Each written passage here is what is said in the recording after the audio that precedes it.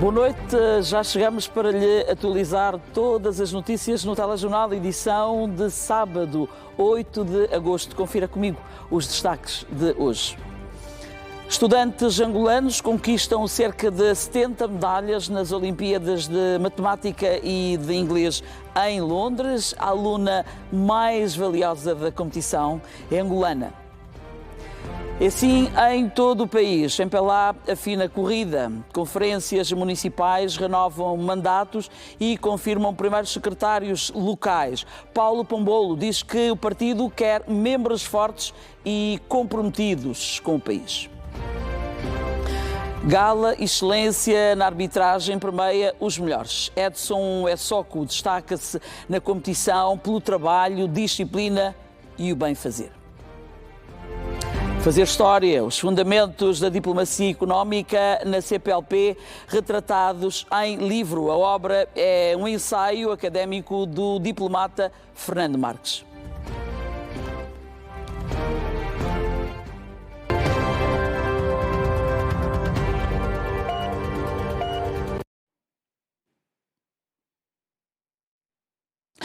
O secretário-geral do MPLA, Paulo Pombolo, foi este sábado ver de perto como decorreu a Conferência Municipal Ordinária de Balanço e de Renovação de Mandatos nos Molevos e em Cacoaco. Na ocasião, o político disse que o partido precisa de membros fortes, comprometidos com as suas causas de Angola e dos angolanos.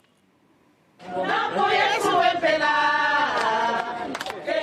É um momento crucial para o partido e para os seus milhares de militantes. Decorre em cumprimento ao cronograma do processo orgânico ao 9º Congresso Ordinário do MPLA, aprazado para dezembro próximo. Estamos a organizar o Congresso do partido com foco principal em 2027.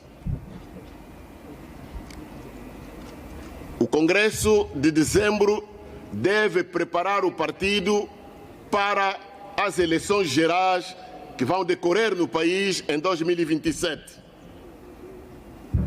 E qual é o objetivo do MPLA? É ganhar as eleições de 2027.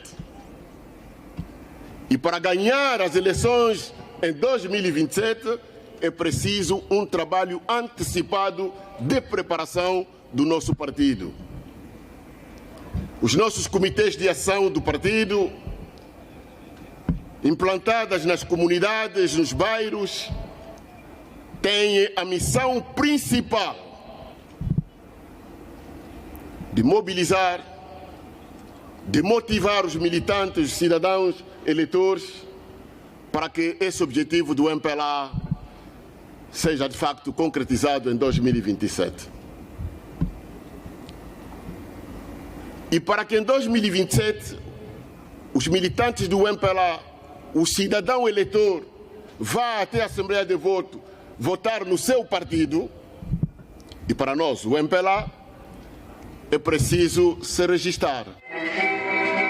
O momento serve também para avaliar o trabalho desenvolvido nas estruturas do partido ao nível dos municípios, eleger novos órgãos diretivos e renovar mandatos. Paulo Pombolo, o secretário-geral do MPLA, disse não às influências para atingir posições hierarquicamente superiores no partido, tendo apelado ao mérito, competência e disciplina. Dentre outros, foram eleitos delegados ao 9º Congresso Ordinário e pré-candidatos a membros do Comitê Central do MPLA. Euclides Faria da Costa foi reeleito primeiro secretário municipal do MPLA nos Molevos e Fernando Francisco João reeleito primeiro secretário municipal do MPLA em Cacoaco.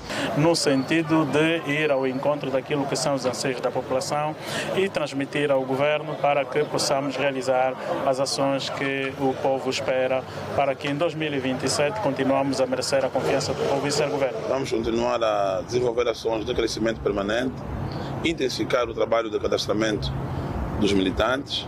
Temos que continuar com a coesão que nós exigimos e pedimos quase diariamente aos militantes do MPLA, com a organização que nós temos visto e, acima de tudo, com a disciplina partidária que nos caracteriza. Tudo faremos para reconquistar politicamente a nossa província. Ela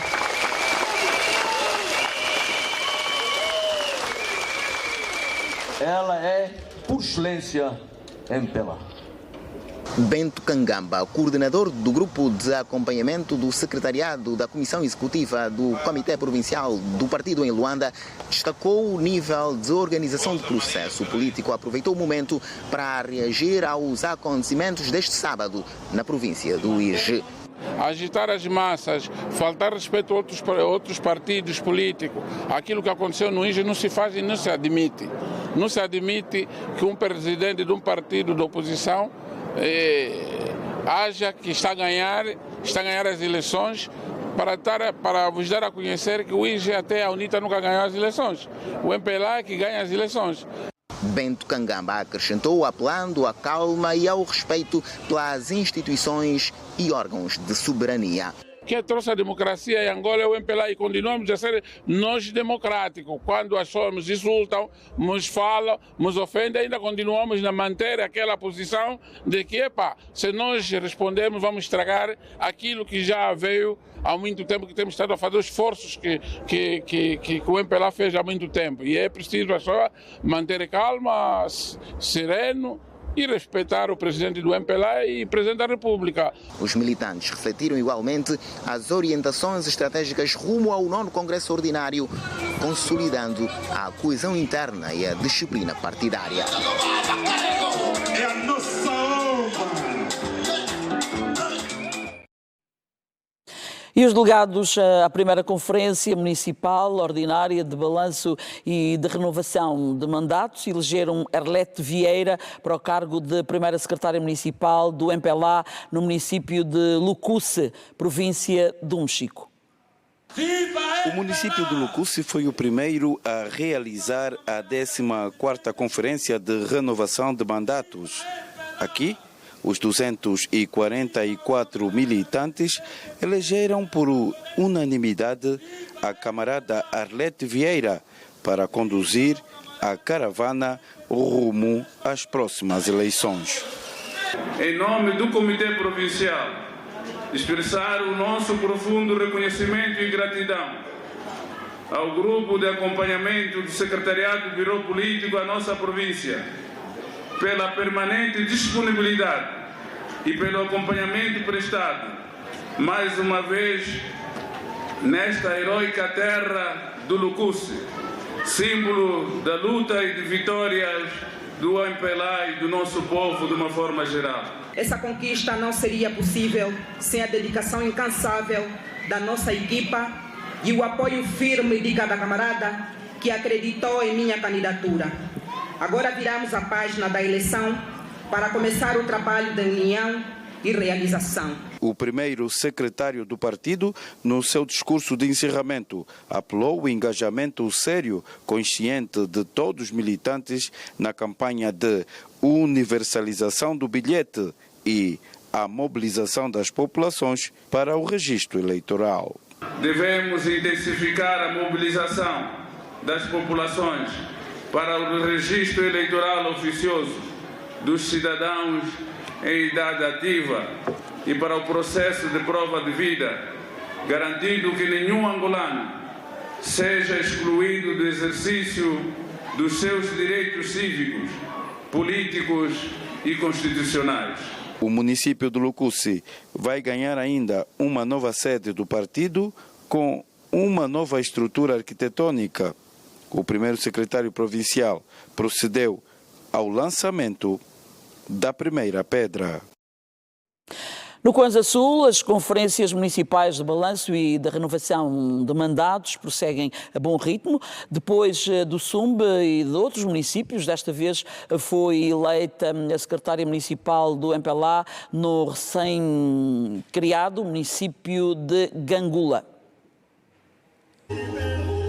Na província do Konza Sul, as conferências municipais ordinárias e de renovação de mandatos prosseguem com o propósito de dar maior vitalidade às estruturas de base do partido. Depois da capital do Konza Sul, Zumbe e tantos outros municípios, desta vez foi o município da Gangula, um dos mais recentes criados no quadro da nova divisão político-administrativa. Os delegados à conferência elegeram Alice Miranda. Hoje não realizamos apenas uma conferência. Hoje realizamos a coesão, a vitória, o sentido patriótico da organização, da disciplina, da unidade e a militância ativa. Celebramos o sucesso de um processo que começou nas bases, junto dos nossos militantes, onde verdadeiramente pulsa o coração do MPLA. A testemunhar a atividade esteve o primeiro secretário provincial do MPLA do Konza Sul, Eugênio Laborinho. O município da Gangula tem que ser valorizado como um dos municípios com grande potencial de produção agrícola e pecuária. Precisamos de continuar a estimular o desenvolvimento agropecuário deste município, porque temos uma população muito trabalhadora, boas terras, muita água, praias bonitas e zonas turísticas espetaculares. Temos aqui muitas condições que, para produzirmos tudo que precisamos e desenvolver grandemente este município. O primeiro secretário provincial do MPLA do Konza Sul solicitou ainda aos militantes a aderirem aos BUAP para a atualização dos seus dados eleitorais. Precisam de atualizar os seus dados junto à administração municipal e nós, os militantes do MPLA, da OMA e da JMPLA, temos de ser os primeiros a cumprir com este dever cívico e patriótico. É importante sabermos que quem não fizer a prova de vida ou a atualização do registro eleitoral, mesmo que tenha bilhete de identidade e cartão de eleitor, não irá votar. Konza Sul, conferências municipais ordinárias do partido decorrem a bordo.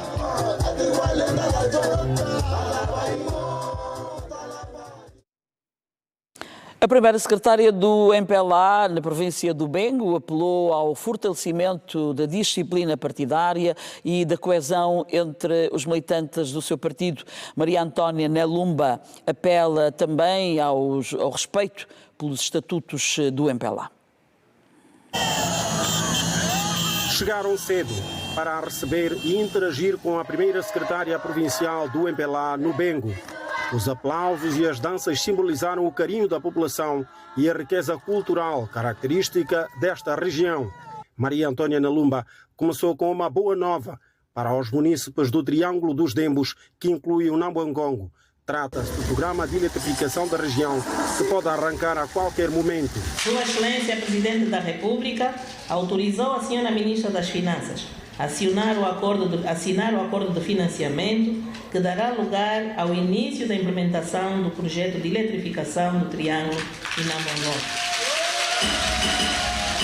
A primeira secretária do MPLA no Bengo elogiou a coesão interna e o modo como decorre o processo orgânico, reconhecendo o trabalho de quem sai. O reconhecimento pelo empenho, dedicação, lealdade e espírito de sacrifício demonstrados durante o exercício das vossas funções. O MPLA pretende caminhar lado a lado com a juventude, promovendo o rejuvenescimento do partido sem descurar a sua matriz histórica e essência. Maria Antónia Nelumba não deixou de apelar aos militantes que ainda não emitiram os seus bilhetes de identidade e que não tenham ainda efetuado a atualização dos seus dados para o fazerem, como sendo um dever de cidadania.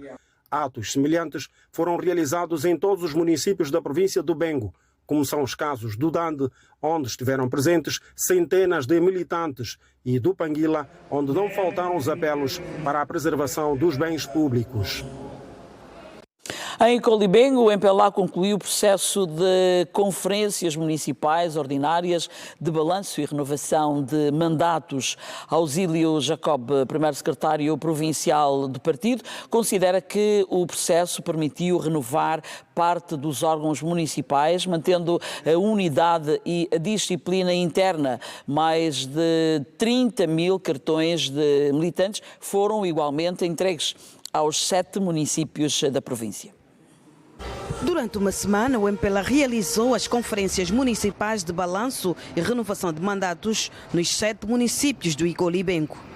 O processo resultou na eleição dos primeiros secretários municipais e, posteriormente, das comissões executivas e dos secretariados, numa operação que, segundo a direção provincial, combinou continuidade e renovação das estruturas. O militante do MPLA não se sente apenas militante se estiver nos órgãos de direção. O militante do MPLA fala como se de uma igreja se tratasse. Eu vou ao partido porque tenho fé, eu acredito nesse partido.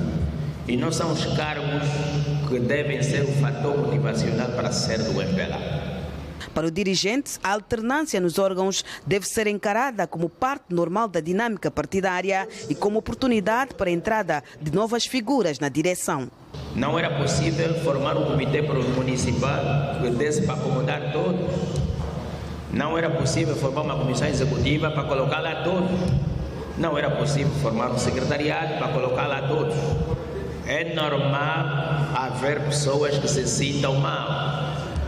Com a conclusão das conferências, o MPLA entra numa nova fase de organização política no Icolibengo, tendo como uma das prioridades o reforço da mobilização e do trabalho junto das comunidades, numa perspectiva de preparação para as eleições gerais de 2027. No encerramento, foram entregues mais de 30 mil cartões de militantes dos 7 municípios da província. Seguimos até Luís, onde atos de intolerância política marcam a presença da UNITA.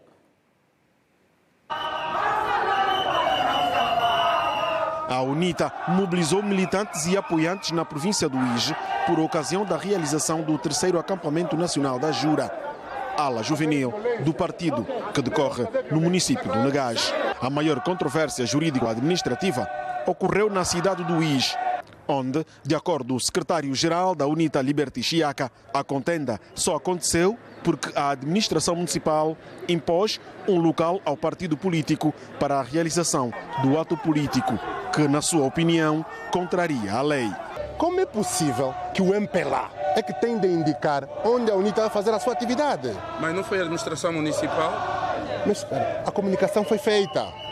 A UNITA solicitou dois lugares. Quais? Não tendo concordado com os 2 lugares, sugeriram...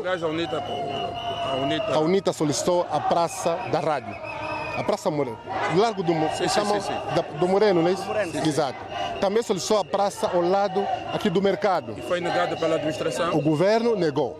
Sugeriu um espaço cheio de poeira. Não podemos aceitar. Na sequência, o ato político central, programado para as 13 horas na cidade do Uíge, já não ocorreu devido a atos de intolerância política e de tentativa de vandalização de bens públicos provocados pelos militantes e simpatizantes do partido, segundo o porta-voz do Comando Provincial da Polícia no Uíge. Houve uma situação mal entendida, não é? Onde os partidos políticos queriam realizar o seu ato de frente aos órgãos de soberania, que é um local impróprio. Automaticamente acionou-se as forças para que se impedisse essa realização deste ato nesse local. O local onde foi dirigido ou foi indicado para realizar essa atividade política é onde deve ser realizada. Também não é justo fechar ruas, independentemente de estar frente ao tribunal, mas fechar ruas para realizar um ato político. Não é justo. De facto, isso nós reprovamos, é um comportamento reprovável, e chamar a atenção aos estimados simpatizantes e membros dos partidos políticos para que evitem esse tipo de comportamento. No dia reservado à realização do ato político nacional da UNITA, presidido pelo presidente do partido na oposição, Adalberto Costa Júnior, os participantes não permitiram que os profissionais dos órgãos de comunicação social procedessem à cobertura jornalística. Foram retirados sob ameaças e discursos de ódio protagonizados pelos simpatizantes. Outros atos de arruaça foram registrados junto à Rua 1º de Agosto, no centro da cidade, ao lado do Mercado Municipal, de frente ao Tribunal da Comarca do Uís e do próprio Comitê Provincial da UNITA, que obrigou a polícia no local a efetuar disparos para dispersar os manifestantes. Também os protagonistas já estão se dispersando, já estão saindo um por um, para que não aconteçam situações que de facto não agradam à sociedade. Entretanto, as ruas da cidade do Uís registraram calma e a vida procede de forma harmoniosa. Temos agora análise no espaço Prova 19.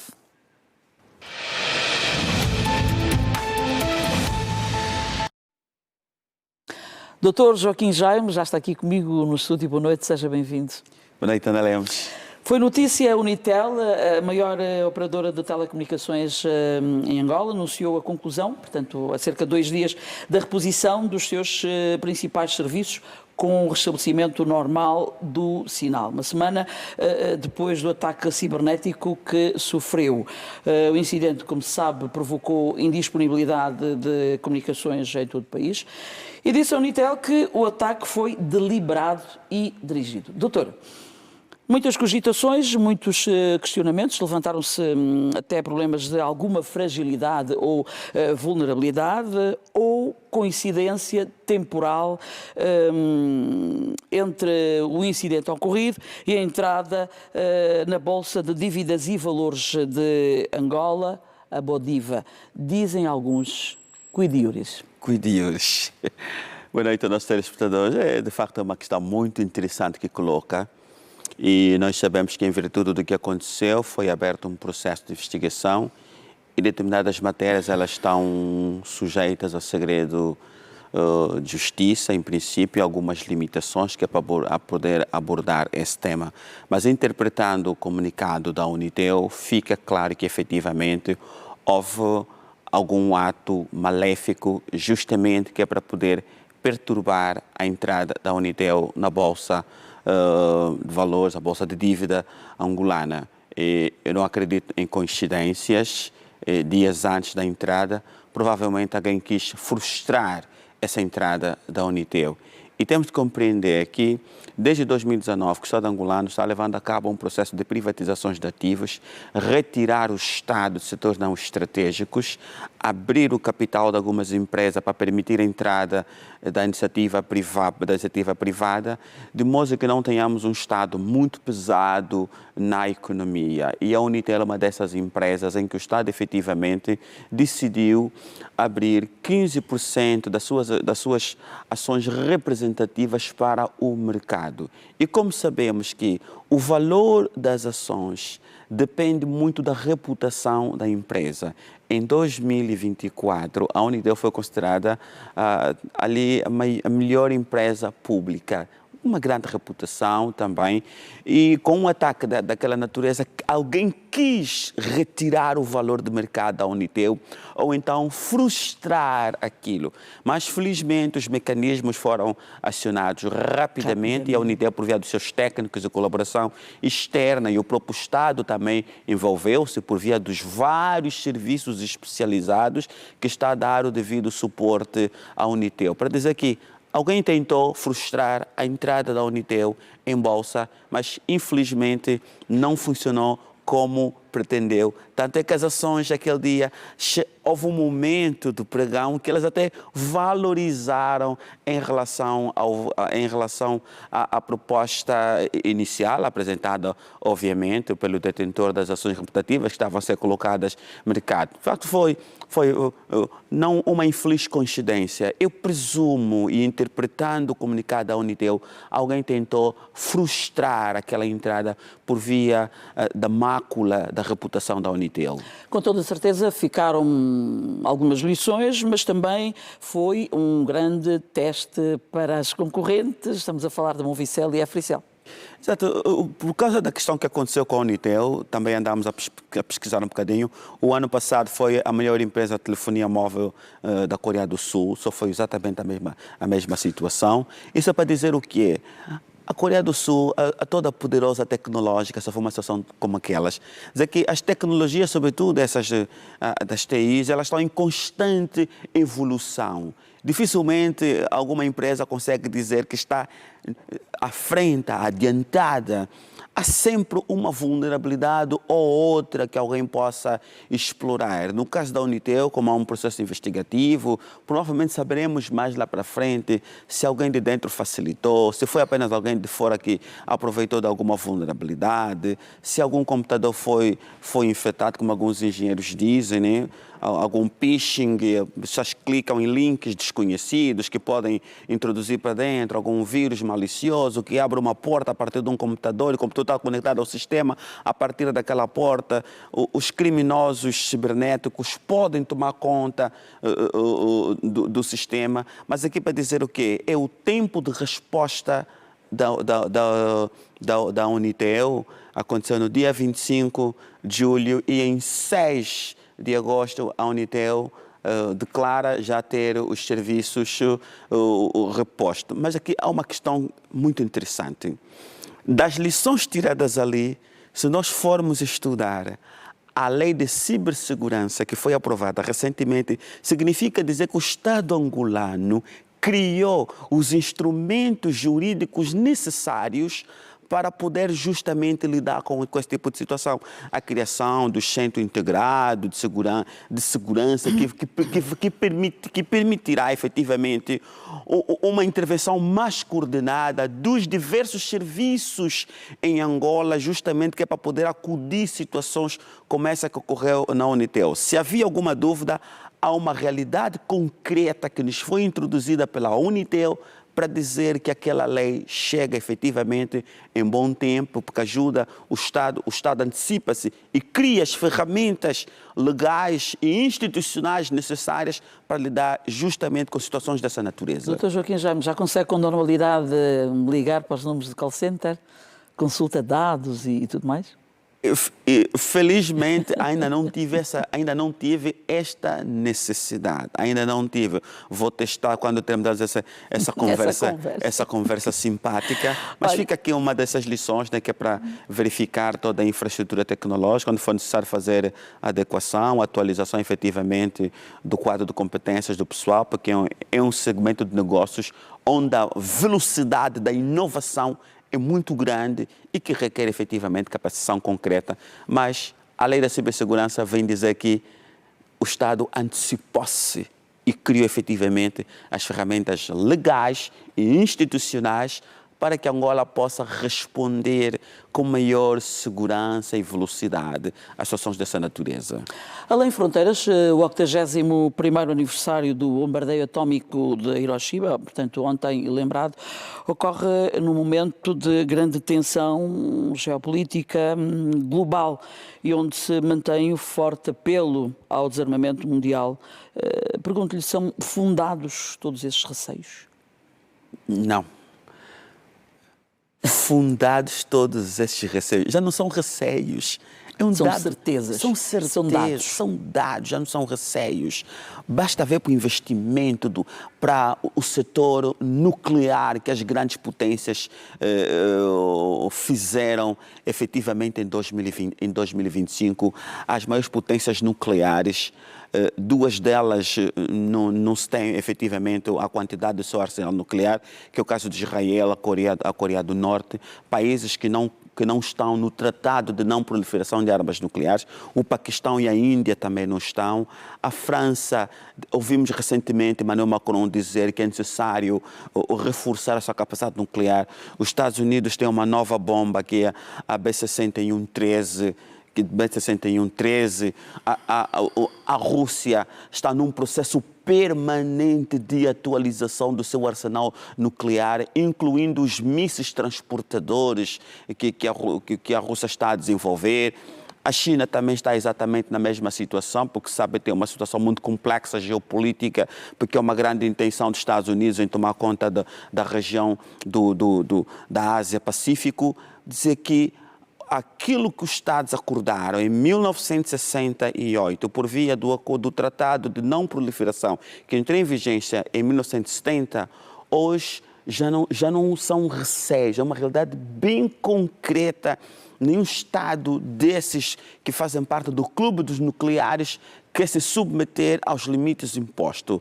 O acordo, o START entre Estados Unidos e a Rússia, que as duas maiores potências que controlam 90% de todo o arsenal nuclear, haviam acordado que elas próprias se impunham a um conjunto de limitações, trocavam informações, permitiam inspeções mútuas, o número de lançadores limitados, a localização deles, sempre que algum tem que fazer algum ensaio, tem de avisar. Os dois países decidiram acordar até o ponto de que os Tu-95, o 90, os 795 da Rússia, onde estão localizados, tem que anunciar aos Estados Unidos. Os Estados Unidos também é a mesmíssima coisa. Mas em fevereiro deste ano, o tratado venceu e os Estados Unidos e a Rússia não chegaram a algum acordo que é para a sua renovação. Assistimos uma nova corrida para o nuclear. E ao que parece, com tudo isso, gastos históricos, conflitos, dissuasão, o mundo não aprendeu com as lições de 1945.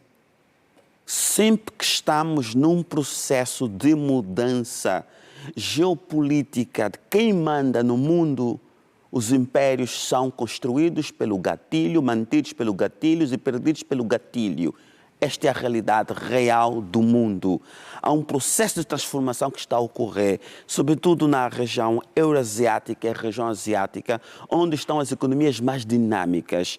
Hoje a China é a segunda maior economia do mundo. A única forma de travar a China são por via de instrumentos bélicos, quer seja convencionais ou no âmbito da guerra híbrida, sanções, corte das rotas logísticas, uma série de impedimentos. Mas vai chegar uma altura, os chineses sabem disso, vão ter que haver alguma confrontação.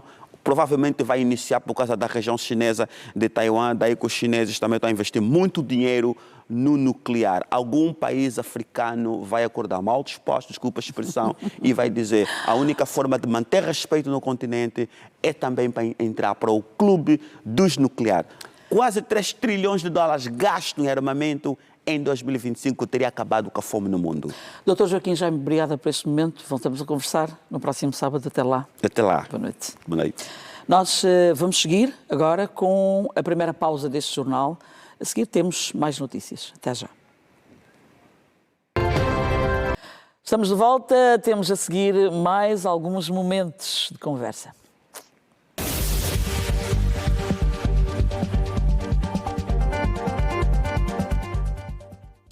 Trazemos hoje mais um angolano, nascido em Luanda. É doutorado em Ciências de Saúde, tem mestrado em Bioquímica e Biologia Molecular, pós-graduação em Microbiologia e Clínica Geral, em Vigilância Sanitária, graduou-se também em Enfermagem, de pós-graduações não é tudo. Fez graduação em Pedagogia, valências conseguidas no Brasil. Em termos de experiência, trabalhou em cuidados de urgências e emergências, saúde pública e cuidados intensivos. Tem experiência em administração dos serviços e chefia de equipas de saúde, especialmente em cuidados de urgências e emergências. Formou-se em pesquisas laboratoriais, assistência hospitalar. É docente universitário e atualmente ocupa a função de reitor na Universidade de Gregório Semedo. Estamos a falar de Euclides Nenga Manuel Sacomboio. É o nosso convidado. Obrigada por ter acedido. Boa noite. Boa noite, obrigado. É uma honra estar aqui. Seja muito bem-vindo ao Telejornal. Eu que agradeço o convite. Além destas notas que me referi do seu currículo, quem é o doutor Euclides Sacomboio? É um daqueles jovens angolanos que acha que estudar tem que ser prioridade. E com essa prioridade hoje trabalha muito para construir jovens com ideologias semelhantes, que estudem, que se dediquem, procurar buscar projetos de pesquisa financiados internacionalmente para dar bolsas de mestrado, de doutoramento para jovens investigadores. Olha, sei que é filho de um antigo militar, com parte da sua infância vivida na Luanda Sul. Como é que foi essa transição Luanda Sul, Luanda? Como é que foi isso? A verdade é que eu me sinto mais da Luanda Sul do que Luanda, né? Eu só me sinto mais choque do que luandense. Mas é bom, é angolano. Exatamente. É o mais importante. Exatamente. A mim, quando perguntam se é de Luanda, de Benguela ou do Ambo, eu digo que sou angolano em primeiro lugar. Graças a Deus. Doutor, diga uma coisa, sonhou sempre em atender, cuidar das pessoas, ou foi apenas a circunstância do juramento de Hipócrates? Inicialmente a tendência era cuidar das pessoas, depois eu percebi que cuidar só não era suficiente, era preciso estudar os problemas e encontrar as soluções. Certo. Então me transformei num investigador. Eu tenho 3 pós-doutorados, todos com investigação científica, busca de novos fármacos, de novos métodos de tratamento, novas formas de assistir doentes. Então, saí um pouquinho da clínica para a investigação científica. Para chegar até aqui, naturalmente, encarou muitos desafios, algumas dificuldades? Muitas dificuldades, muitos desafios. Para ter uma ideia, eu fui o primeiro africano e o primeiro negro numa universidade que tinha 102 anos e o meu curso de mestrado tinha 54. O primeiro africano e o primeiro negro numa instituição tem 54 anos. Então, foi um momento muito desafiante. Tínhamos que mostrar que não estávamos ali porque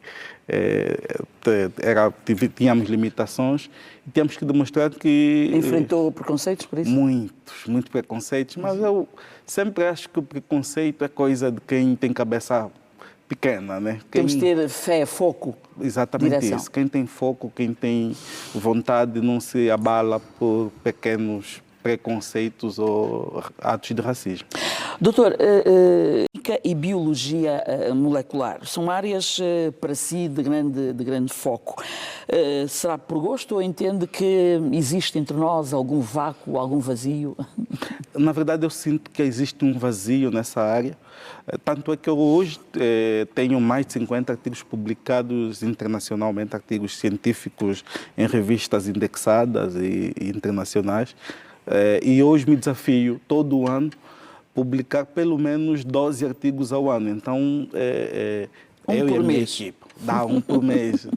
Normalmente são indicadores muito altos a nível da investigação científica, mesmo a nível internacional.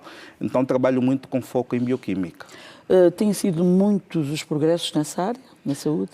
Um pouquinho de desafios. Para ter uma ideia, nós ainda não temos a visão de investimento para a investigação científica em saúde. Então, a maioria das conquistas que temos tido é através de projetos internacionais. O que é que falta? Eu acho que falta um pouquinho da visão de que para desenvolvermos o país... Investimento? Precisamos... O foco ainda não é para a investigação científica, não é para a ciência e tecnologia. E podemos olhar o desenvolvimento de qualquer país hoje, só chegaram onde chegaram por causa do investimento em investigação em ciência e tecnologia.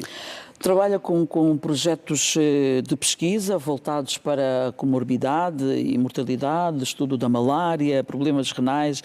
Como é que tem sido essa experiência? Uma experiência muito triste, com altas taxas de mortalidade nos estudos que temos vindo a fazer, com indicadores muito deficitários, em termos de acompanhamento, em termos de exames de qualidade para o doente internado, principalmente quando estão em hospitais públicos, mas esses indicadores têm nos mostrado que nós temos que mudar o foco. Por exemplo, percebemos que a maioria dos pacientes que morrem por malária é por causa do dano renal. E temos vindo a chamar a atenção que o médico e os profissionais de saúde, ao atenderem o doente com malária, precisam ter atenção ao dano renal, porque é um dos maiores preditores de mortalidade. Um outro aspecto que conseguimos identificar nos nossos estudos, principalmente quando avaliamos aspectos genéticos, grupos sanguíneos, constatamos que crianças, por exemplo, do grupo AB, na infância é um grupo alto, mas na vida adulta esse grupo reduz substancialmente, de 32% para 5% a 7%. Percebe-se que há muitos momentos de tristeza. Alguma vez pensou em desistir? Já desisti, eu já morri algumas vezes. ao atender os doentes, a ver o sofrimento e a morte de pessoas com quem nos identificamos, nós também morremos um pouquinho. Então, continuamos a fazer isso porque acreditamos que dias melhores virão. Com os nossos resultados podemos ajudar a melhorar a assistência. Corre sempre atrás do que quer. Exatamente isso, sempre. É daqueles que partilha o que sabe e aprende o que ensina? Muito. Para ser sincero, toda vez que eu pego um projeto de pesquisa, eu tenho foco de formar novos profissionais na área. Eu já tenho formado hoje mais ou menos 4 doutores através dos meus projetos, mais ou menos 12 mestres e mais de 50 alunos de iniciação científica. Então, como é que vê o desenvolvimento da saúde em Angola? Estamos aí bem. Não lhe peço sequer para comparar a outras latitudes. Não, estamos aí bem porque temos investimento para a assistência hospitalar, mas estamos a investir muito em hospitais de alta complexidade. Está na hora agora de investir em hospitais que prestam cuidados primários de saúde. Sente que é um bom contribuinte na área da saúde? Tenho tentado, faço muito esforço para conseguir isso e acredito sim. E na área da saúde, gostava de ver algum sonho realizado na área em que trabalha, sobretudo? Eu gostaria de ver as taxas de mortalidade diminuídas, especialmente em crianças e mulheres grávidas, principalmente na malária. Gostaria também de poder contribuir muito com, agora que temos o novo Hospital dos Queimados, na produção de novas formas de tratamento para os queimados. Doutor Euclides Chacomboio, foi um prazer tê-lo aqui. Falávamos um bocadinho em off, naturalmente com um currículo como que apresenta, precisávamos de muito mais tempo. Exato. Mas disse que já teve a oportunidade de cá estar e falar para o público, o telespectador, durante quase 2 horas. Exatamente. Num outro espaço, naturalmente. Nem vi o tempo passar também. De qualquer forma, foi um prazer. O prazer foi todo meu e muito obrigado mais uma vez. É um prazer estar consigo. Eu tenho muito carinho e acho que é uma das profissionais de televisão mais renomadas do país. Obrigado pela parte que nos toca. Essa é a nossa missão. Obrigada, boa noite. Boa noite. Até a próxima. Até a próxima. Ora, e nós vamos seguir com outras notícias. Angola destacou-se no TNEGL, competição académica internacional de matemática e inglês, realizada no Reino Unido, ao conquistar o 2º lugar entre mais de 50 países participantes. Os 70 estudantes provenientes de 9 colégios privados angolanos arrecadaram mais de 50 medalhas e troféus, ficando apenas atrás do Quênia. No anfiteatro do campus de Oxford, 70 estudantes angolanos com idades entre os 7 e os 18 anos, provenientes do ensino privado e dos colégios CEPI, Elisângela Filomena, Cristal, Pitruca, Wisdom, Real, Século XXI, Pequenos Reis, Santa Clara e SEPCA foram distinguidos com medalhas e troféus pela participação nas Olimpíadas Internacionais de Matemática e Inglês, o Teen Eagle. Qualquer um pode chegar aqui, qualquer um. É só o mínimo esforço e realmente entender o que é, sentir aquela emoção por ganhar isso é algo muito bom e acho que todos deveriam experimentar. Eu me preparei muito e a prova realmente foi muito difícil mesmo. Todas as provas, nós fizemos 3 provas e eu dei o meu máximo e ainda assim achei difícil, então eu achei que eu não ia conseguir receber nada. Os estudantes angolanos foram os 2º mais medalhados atrás do Quênia, numa competição académica que reuniu participantes de mais de 50 países, entre os quais Brasil, Turquia, Cazaquistão, Nigéria e outros. Eleonor Franco, estudante do Colégio Elisângela Filomena, é a aluna mais valiosa da competição. Conquistou medalhas de ouro em todas as categorias em que participou. Crazy, porque nem eu estou conseguindo acreditar. Na regional tirei uma de ouro, outra de prata. Aqui eu pensei que talvez eu fosse baixar de nível, mas provei-me o contrário. Zaire também não deixou os seus créditos por mãos alheias e conquistou todas as medalhas de ouro possíveis nas categorias em que participou. Ganhei todos os prêmios na categoria 4 e todos foram de ouro. O Teen Eagle é uma competição acadêmica internacional destinada a alunos dos 7 aos 18 anos, na qual os conhecimentos dos participantes são testados através de provas de matemática, vocabulário em inglês, pensamento crítico e outras habilidades. O Colégio Elisângela Filomena foi o melhor participante angolano na competição e o segundo melhor a nível internacional. Conquistou 56 medalhas, das quais 12 de ouro, 26 de prata e 18 de bronze, além de 3 taças para a alegria da proprietária. Para mim é uma alegria enorme, imensa. Eu não tenho ainda um ensino internacional. Meu ensino é angolano 100%. Então, estar aqui num certame desses, com tantos países cuja língua principal é inglês, e nós estamos aqui de tu para tu, é uma emoção gigante. O CEPI foi o segundo colégio angolano mais bem classificado, com 8 taças, 14 medalhas de ouro, 9 de prata, 13 de bronze e 4 menções honrosas.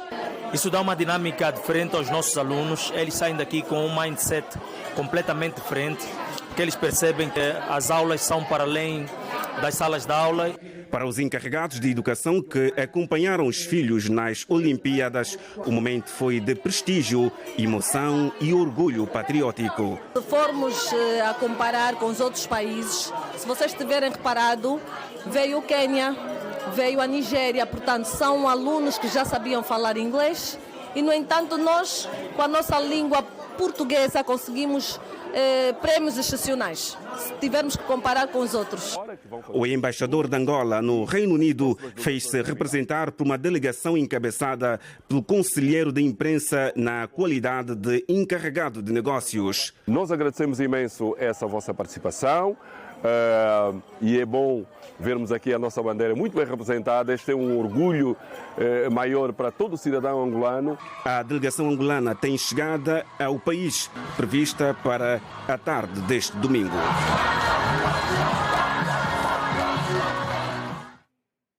Os fundamentos da diplomacia económica, uma abordagem sobre a comunidade de língua portuguesa. É o título do livro de Fernando Marques, lançado aqui em Luanda.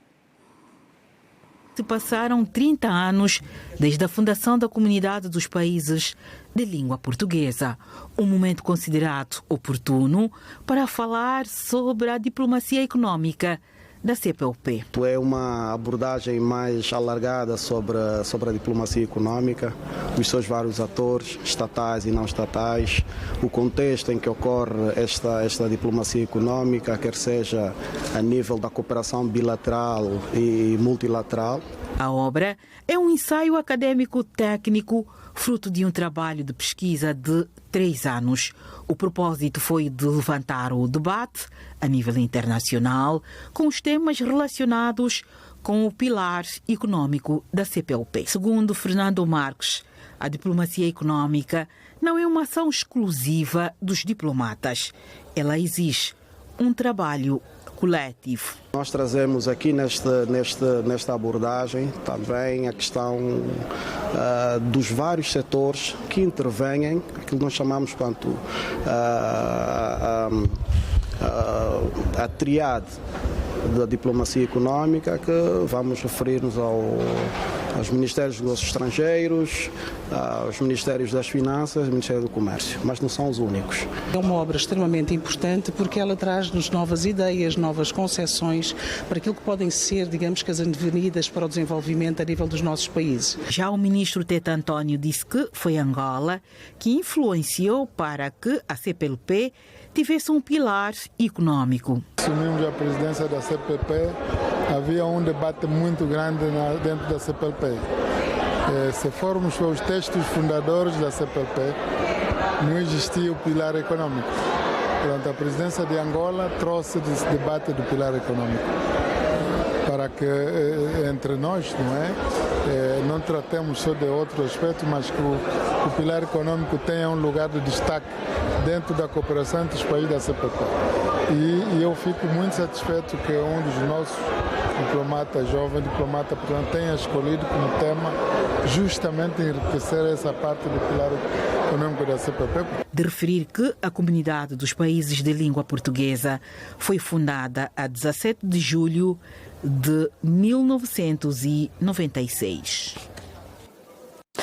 Luanda registrou hoje um dia bastante cinzento, poderá ser inconstante nas próximas horas. Vamos olhar para o que prevê o INAMED.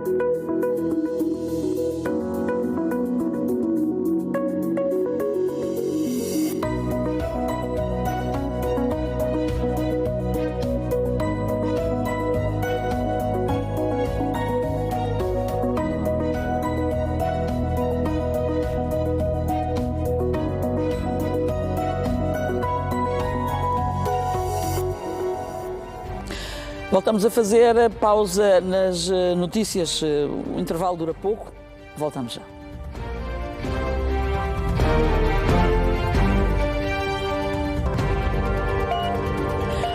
Voltamos às notícias de desporto com o espaço garantido aqui no Telejornal. Angola voltou a subir ao pódio no Campeonato do Mundo de Jiu-Jitsu, que decorre nos Emirados Árabes Unidos desde o dia 1 de agosto. Hoje, a atleta Elisa François conquistou a medalha de ouro na categoria menos 48 quilos.